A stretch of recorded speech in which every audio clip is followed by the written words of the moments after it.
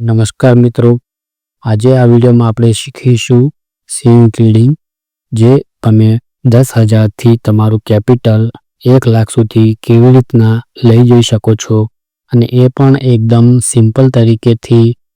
જો તમે 8મું ધોરણ ફેલ હશો ને તો પણ તમે આમાંથી એક સારી રીતના રિટર્ન કમાવીને આમાંથી એક સારા પ્રોફિટેબલ ટ્રેડર બની શકો છો. અને એકદમ ઇઝી વેમાં શીખવાડીશ, સ્ટેપ બાય સ્ટેપ. મારા જે 7 વર્ષનો અનુભવ છે એ હું આજે તમારા સાથે શેર કરીશ, અને એકદમ સરળ રીતે સ્ટોક માર્કેટમાં સ્વિંગ ટ્રેડિંગ કેવી રીતના કરી શકાય એ હું આજે તમને શીખવાડીશ. તો વિડીયો પર બન્યા રહેજો, વિડીયો પૂરો જોજો, અને જો ચેનલ પર નવા હો તો ચેનલને સબસ્ક્રાઈબ પણ કરી લેજો.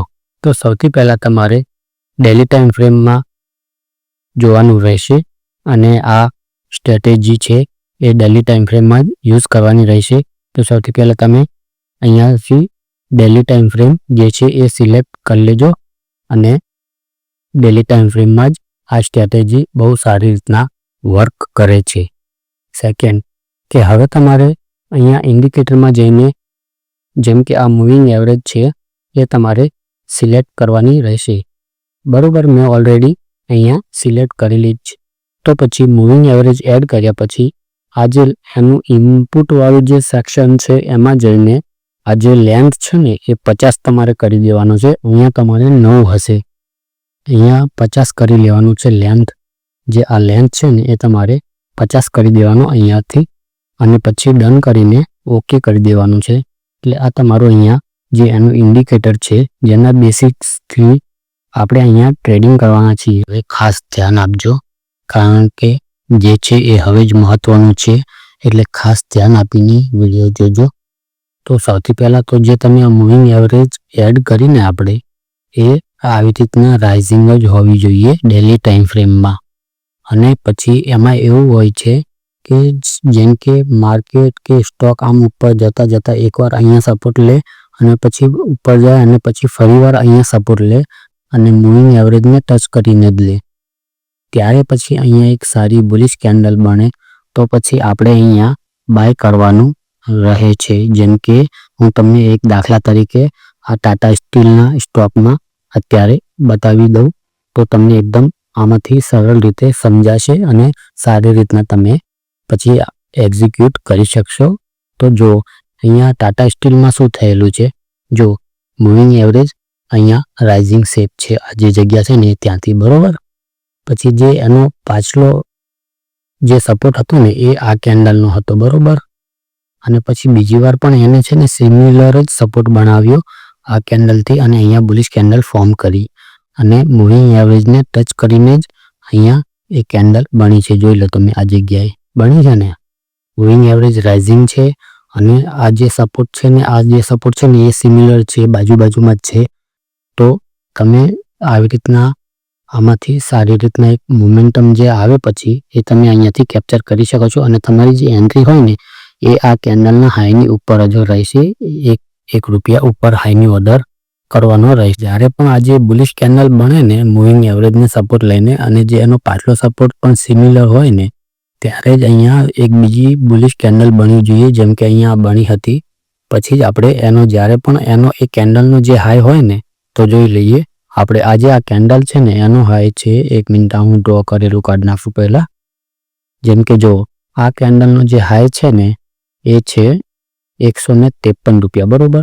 તો પછી બીજા દિવસે આપણે ઓર્ડર કરવાનો રહેશે 2-4 દિવસની અંદર. ક્યારે પણ ઓર્ડર એક્ઝિક્યુટ થાય 2-4 દિવસ આપણે રાહ જોવાની રહેશે, કેમ કે અમુક વાર કન્સોલિડેટ થઈને પછી હાઈ બ્રેક કરે છે.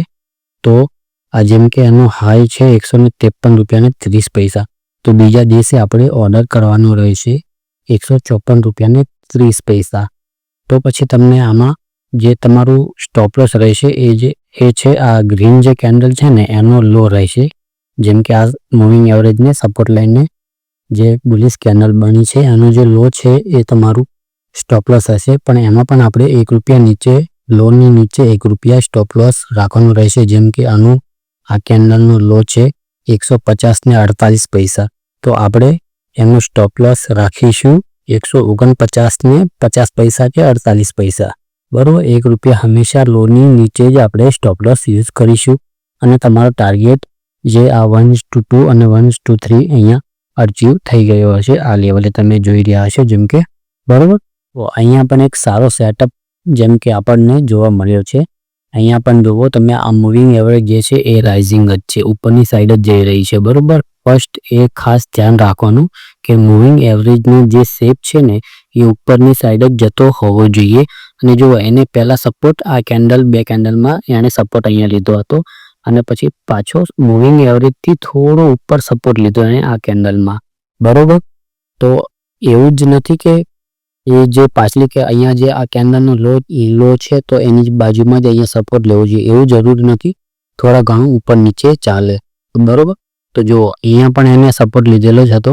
આ જે રેડ કેન્ડલ જેમ કે હેમર કેન્ડલ જે બની છે અને પછી અહીંયા પણ એક આ ગ્રીન કેન્ડલ બની, થોડી મૂવિંગ એવરેજથી ઉપર બની. પણ જ્યારે માર્કેટ ટ્રેન્ડિંગમાં હોય કે સ્ટોક ટ્રેન્ડિંગમાં હોય ને તો થોડી ઉપર જ બને અને પછી તમે જુઓ તમારી એન્ટ્રી જે થશે એ આ કેન્ડલના હાઈની ઉપર થશે. જેમ કે આ કેન્ડલનો હાઈ છે એ છે ₹118. તો પછી બીજા દિવસે આપણો ઓર્ડર અહીંયા એક્ઝિક્યુટ થઈ જશે કારણ કે અહીંયા પણ સારી રીતના મોમેન્ટમ આવી હતી બીજા દિવસે. તો અહીંયા જુઓ 120નો પણ હાઈ હતો અને લો 117નો હતો અને આપણું સ્ટોપ લોસ હતું જે હતું એ આ કેન્ડલનું જે લો છે ને એ જ. જેમ કે આ કેન્ડલનો લો છે ₹117 એટલે આપણે સ્ટોપ લોસ 116નું આમાંથી લગાવ્યું હશે. બરોબર. તો અહીંયા પણ તમારો જે અહીંયા 1:2 1:3 1:4 પણ ટાર્ગેટ અહીંયા સુધી અચીવ થઈ ગયો હશે. એ પણ ખાલી 1 2 3 4 અને 5 દિવસમાં જ 5 દિવસમાં જ તમને એક સારું આમાંથી રિટર્ન મળી ગયું. બરોબર. તો હવે એવું નથી કે ટાટા સ્ટીલના સ્ટોકમાં જ ચાલે છે. તમે ગમે તે સ્ટોકમાં પણ જઈને ચેક કરી શકો છો ચાર્ટ એના ખોલીને. બીજા કોઈ સ્ટોકમાં પણ હું આપને બતાવી દઉં. તો મિત્રો આ બીજો સ્ટોક છે અશોક લેલેન્ડ. અહીંયા પણ તમે જોઈ શકો છો કે મૂવિંગ એવરેજ ઉપરની સાઈડ જ જઈ રહી છે અને અહીંયા પણ એને એક ગ્રીન કેન્ડલ સપોર્ટ લીધો હતો જેમ કે મૂવિંગ એવરેજથી થોડુંક દૂર હતું અને પછી બીજી વાર અહીંયા ગ્રીન કેન્ડલ જે મૂવિંગ એવરેજને સપોર્ટ લઈને જોઈ શકો છો કે જે આનો હાઈ છે ₹117 અને 55 પૈસા એટલે ₹118 અને બીજા દિવસે આપણે ઓર્ડર કરીએ 119 તો અહીંયા ઓર્ડર તમારો એક્ઝિક્યુટ થઈ જાય કારણ કે આ જે કેન્ડલનો હાઈ છે એ બ્રેક થતાં જ આપણે એન્ટ્રી કરવાની રહે છે ₹1 ઉપર. તો અહીંયા તમારો ઓર્ડર એક્ઝિક્યુટ થઈ ગયો. તમારું જે સ્ટોપ લોસ છે એ આ કેન્ડલની નીચે રહેશે જે એનો લો છે એના નીચે અને અહીંયા પણ તમારો 1:3 1:4 ટાર્ગેટ તમને અચીવ થઈ ગયો હશે એ પણ 4-5 દિવસની અંદર જ. તો સ્ટ્રેટેજી એકદમ ઇઝી છે. આમાં કોઈ માથાકૂટ નથી કે નથી ઇન્ટ્રાડે જેટલું ટેન્શન કે નથી ઇન્ટ્રાડે જેટલું રિસ્ક. પણ હંમેશા યાદ રાખવું કે આવી રીતના ડબલ્યુ પેટર્ન બનતું હોવું જોઈએ જેમ કે અહીંયા બની રહ્યું છે ને આ જે વર્ક કરશે ને એ નહીં જોઈ હોય. આ હું જે 7 વર્ષનો મારો અનુભવ છે ને એ હું આજે તમારા જોડે શેર કરી રહ્યો છું અને આ સ્ટ્રેટેજીમાં તમે એક સારા આમાંથી પ્રોફિટ અને ઇન્કમ જનરેટ કરી શકો છો. મિત્રો આ બેંક ઓફ બરોડાનો ચાર્ટ છે. અહીંયા પણ તમે જોઈ શકો છો કે આ જે શેપ છે મૂવિંગ એવરેજનો રાઇઝિંગ જ છે, ઉપરની સાઈડ જ જઈ રહ્યો છે. બરોબર. અને આમાં પણ મસ્ત સારી રીતના એ જ પેટર્ન ફોર્મ થઈ છે. જેમ કે જો પહેલા એણે અહીંયા સપોર્ટ લીધો. બરોબર. પછી બીજી વાર અહીંયા સપોર્ટ લીધો મૂવિંગ એવરેજ જોડે સપોર્ટ લઈને પછી થોડું ઉપરની સાઈડ ગયું અને બુલિશ કેન્ડલ ફોર્મ થઈ.